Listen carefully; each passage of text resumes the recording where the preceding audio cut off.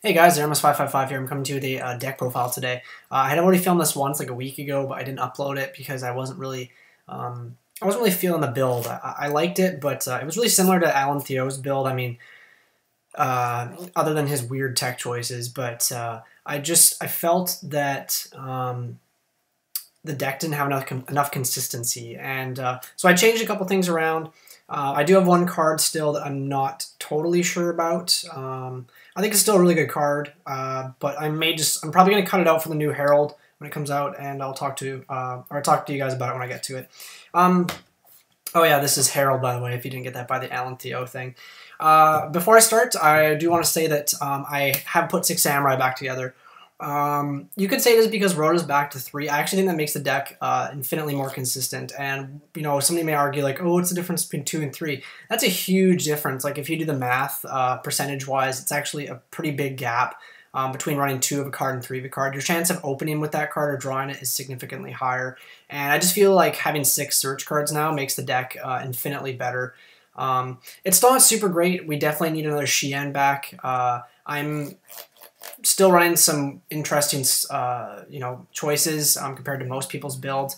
But overall, I really like the deck so far. I've been testing a lot online. I think it's still really good, and it's not bad against Shadows. The only scary thing, of course, is that flippy guy that bounces Dragon. He's kind of sketchy, so you gotta watch out for him.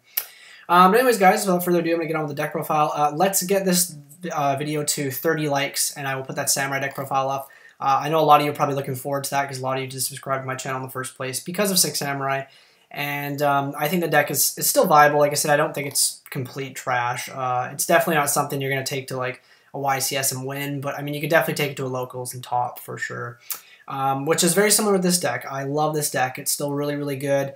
I'm really excited for the new Herald monster. It's going to make this deck even better. Albeit you are going to get more cloggy hands. When the new Herald monster comes out, I actually may drop Kristya down to 2 because I feel like you may not need him as much. And Kristya can definitely clog, especially with 3, but we'll see what happens in testing. So, anyways, without further ado, let's get on to the deck profile. I am not going to do an extra deck just because it's literally just like the good rank 4s and then M7. That's it. And I think I run Goyo Guardian as well because I'm running the orange lights. But other than that, like I really don't need to waste time on the extra deck. Like I'm just going to go through the main deck and talk about that. So triple Herald of Perfection. He is your main monster. He's really good now. Super Poly down to 1 is awesome. Soul Charge down to 1 is also really awesome because it just like slows down all the other decks a lot and it makes Shadows so they're not as powerful running around running triple Super Poly, which was just stupid. So now Super Polys I want, if they draw it against your Herald, you're like, okay, whatever. But a lot of the times what I've done against playing Shadows is you just make sure to summon a second Herald on the board, and then I'll generally win you the game, because if they Super Poly one Herald, you got the other one, you're just like, okay, I win anyways. So, but he's the heart and soul of the deck. You need to run 3. I am running 1 Saffira. This card's so good. If you get it out with Herald, you basically win the game. It's really hard for your opponent to come out of that. And he's just basically an advantage engine. Like once you get him on the board with Herald, if your opponent starts playing stuff on their turn, you're negating it with Herald. This is going to add back a fairy from your graveyard to your hand during their end phase and yours, which is really strong. Plus I don't do the discard effect very often. Depends on what deck I'm playing. Just because there's a lot of decks right now that do revolve around the graveyard. You don't want to send like a Dandelion or a Shadow or a Dark World or something to the graveyard. But his draw effect is really, really relevant. You do get dead cards in your hand from time to time, like dead ritual spells, maybe a dead Aratama, something like that. So it's just basically thinning the deck out, getting into your fairies as soon as possible, and adding consistency, and he does do that. Next up is Triple Kristya. This card's insane. If you get this and Herald on the board at the same time, it's GG. Like, I don't think I've ever lost a game where I've Herald Kristya on the board. It's just too good. I literally cannot think of any outs to it. If you guys could think of anything, let me know. I really can't think of anything, but other than counter traps, of course, which sucks, but you know, what can you do? But yeah, this card's super good. Like I said, when the new Herald comes out, I may cut him down to 2 just because you don't want to, like, you're basically going to be running them 1, 2, 3, 4, 8 big boss monsters, and this guy's dead unless you have 4 fairies. So I feel like 2 might be better. I do remember the build that topped the big tournament in Japan. He was running only 2, but I mean that's because the OCG still only has 2 Kristya, so I don't know if he would have ran 3. Next up is triple Manju. Yeah, it's Manju. He's like, as Alan Theo said perfectly, I would run like 6 of these if I could, but unfortunately I can't. He's gone up in price a lot too. I guess everyone's hyping up the neckcloths, and he's basically going to be their main searcher. So I'm only running 1 Sonic Bird. I was thinking about actually bumping this up to 2, just because you really need to get to that ritual spell as soon as possible. He's still afloat, so if you summon him, he replaces himself with the spell. It's still good. And, I mean, people say, like, oh, he sucks because he's not a fairy. Once again, you're running Saffira, you can just discard it. And he is a rank 4, or level 4, so he does work with the rank 4 engine. I've rarely ever had him come up dead. And if you draw him, usually by the point that you draw him, you don't need a fairy anyways, because you most likely have a solid board already. So, on to the, that's the difference between me and Alan Theo's build. He doesn't like this card. I don't know why. He's been playing the deck just as long as I have, and I don't understand why he doesn't like Sonic Bird. I've always ran one. Next up is triple Aratama. You have to run this if you're at 3. Like, it's just super good. Like, turn 1, you can just set it. Your opponent doesn't know what you're playing. And they attack it. It flips up. You get a search. If they're 1800 or lower, it's going to stay on the board. And during your next end phase, it's going to bounce back. I think it's the next end phase. Sorry, during the end phase, it's normal summon or flip summon. I'm thinking something else. It bounces back to your hand. So, I mean, that's really, really good. It's also good, too, because if you go first, you can just, like, summon it and then just, like, search and for a Nikitama and end your turn. So, of course, you do have to run 3 Nikitama. This card's nuts with this deck. Like, basically, you summon Aratama. You know if they have, like, a flip effect monster or something set. What you do is, if your opponent's not stupid, is basically you're going to attack with the Aratama. It doesn't matter what it is. And if they activate in a card, you would have searched this out. You're just going to discard this. You're going to negate whatever card they use with Herald. And then this is going to also draw you a card as well, which is nuts. I've used 3 of these in one turn one time, which was pretty crazy. So it's just a really good card. And it's pretty ridiculous because you can do that draw effect, once again, as many times per turn. So not once per turn on the draw. So now the one of spirits. I'm only running 3 more. I don't think that you need to run more on this. I'm going to talk about this card. 1 is Izanami.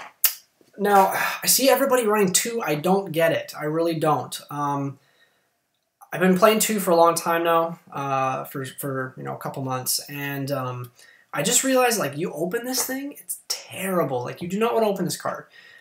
Secondly, the only time it's really good is when you're doing the loop with this guy. So you only need 1 Izanami to do that. He's also, or she, sorry, is also 1100. So she gets under bottomless. You don't have to worry about bottomless or anything. And honestly, like, I've just never seen the need to have a second one. I just don't get it. It's just cloggy. So I really just, like, if you're building this deck, just play 1. I don't get why people are playing 2. Like, Alan Theo plays 2, and I really don't understand it. Maybe he can explain it to me if he watches this video, but I don't think you need to, like, oh, if they warn in this, like, it doesn't matter. You're just gonna freaking special Kristya and add this back to your hand. Like, it just really doesn't matter. So, I mean, I get that you can't add this back to your hand off of Saffira, but I think by the point that you're doing the loop anyways, you probably already won the game. So, like, 2 of it just doesn't make sense. 1 Rasetsu, he's awesome, super good against Shadows, really good against Shadows. The 1 Yaksha, he's just basically there to get rid of, like, Shadow Imprisoning Mirror, Skill Drain, stuff like that. It's really giving you a hamper. So, so that's it for the spirits. Just 9 of them. 10 was too cloggy, like I said, so just run 1 Izanami, please. 2 Herald of Orange Light. I don't think I'd run 3. I don't really like 3. Like, I get the opening with this is good, but you don't use this effect all that often. It's more so just there as insurance in case you don't get Herald on the board. So 3 would clog, 2's perfect. So this is the card I was talking about, the 1 Gellenduo. I like this card. I think it's good if you set it. You can always tribute it off for Kristya, and that's always good. It's also nice because it's level 4, so if it doesn't die, you can always just, like, you know, summon Aratama and then overlay with this, which is nice. It's also 1700 beater, which is good as well. But this will definitely be coming out for the new Herald monster when it comes out. Like, that's the only really the thing I can think of dropping out in the deck. Because it's just filler. Like, honestly, if I only have 1 on Sonic Bird for some reason. I don't know where the other ones went, but I would only run 1 of this. I would never run 2, and I was actually thinking about cutting this out for the 2nd Sonic Bird, but I think 1's fine, to be completely honest. Speaking of honest, I'm not gonna say anything about that. Staple. Triple Gyakutenno Megami. I do have 3 ultras, which is awesome. They took for a long freaking time to get. But I got them all for a really good price, so it was definitely worth it. You have to run 3 just because you're running Saffira. If you're running just triple Herald, I think you can totally get away with 2. That's perfectly fine. You can always send them back with Emerald, so you can, your deck's live again, which is obviously really good. And other than that, I think that once the new Herald comes out, you definitely need to run 3 because the new Herald's going to take 2 of the Gyakutenno off of it. So that's the monster lineup. I was mini max C, but I just noticed like it's better in the side deck. I just kept drawing it against decks that it wasn't good against, whereas I'd rather just draw something that's going to add more consistency. So I do love max C though. Triple Preparation Rites. I can't believe this card's like 25 bucks now. It's insane. I got these for like $3 years and years ago. Anyways, yeah, Triple Preparation of Rites. You have to run 3. I would never run less. I've seen so many people play 2, and I don't get that either. It's just bad. 2 events, Ritual Alert. Konami, put this back to 3, please. I'm hoping they will. 1 Dawn of the Herald. I like this because, getting Herald out is more important than getting out Saffira. So if I had like Herald, Saffira, and this in hand, I'm just like, okay, whatever. I'll just get rid of the Saffira. Excuse me, but I mean, you can always banish this and add Saffira back to your hand if you want. And then this is also nice because if you open a really like weird cloggy hand with Gyakutenno, this gets them in the graveyard. And it also just makes it so Herald's live. So I think you really need to run one more ritual spell because until we get a 3rd events Ritual Art, you need to run this still. So, and then next up we have a triple Upstart Goblin. You gotta run these in this deck too. Deck thinning is very key. Now, this is a new edition. Alan Theo doesn't run these, but I think you definitely need to run them after a lot of testing. I've just noticed that like you can open really cloggy hands, you can open unplayable hands, and even though this prevents you from special summoning, it's just basically get to your searcher, like it's insurance, and I think this deck needs that. So 2 Pot of Duality, you could run 1, 2 if you want to find room for something else. But I think 2 is just like that really perfect number. It gets you to your Prep, which is a plus card. It gets you your Manju, which is ultimately like the card you want to get to as soon as possible. It gets you to your Aratama, which if you have Herald on the board and you play this, you grab Aratama, that's when you're going to start getting an advantage. So it's just basically an insurance card, and I think it's really, really important that you need to play 2. And then the last 2 cards are 2 Roll Decree because this deck loses to counter traps, and this card wins games when you have Herald Kristya on the board, so you might as well just do it. Anyways, guys, that's the deck profile. What are we at here for time? 12 minutes. So yeah, I'm not going to do the extra deck once again. Just make sure to look up all the best ranked 4s you can think of. Utopia is like definitely the best card in the game. I'd run him. I actually do run him. He's pretty good. But yeah, let's get this video to 30 likes, and I will have a 6 Samurai deck profile up for you guys with an extra deck. I'll do an extra deck for that one because the extra deck's a little more, it's changed it quite a bit. So anyways, guys, thanks for watching. Make sure to like, comment, and subscribe. Peace.